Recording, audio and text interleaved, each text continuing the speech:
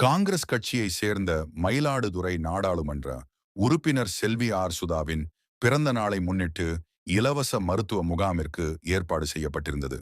தஞ்சாவூர் மாவட்டம் திருப்பனந்தாள் வட்டாரம் காவனூர் கிராமத்தில் வழக்கறிஞர் சுதா நற்பணி மன்றத்தின் சார்பாக இலவச மருத்துவ முகாமிற்கு இன்று ஏற்பாடு செய்யப்பட்டிருந்தது.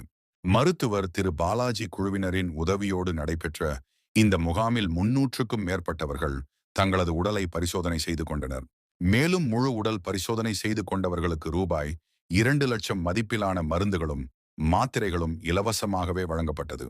நிகழ்ச்சிக்கான ஏற்பாடுகளை வட்டார தலைவர் திரு முத்துகிருஷ்ணன் செய்திருந்தார்.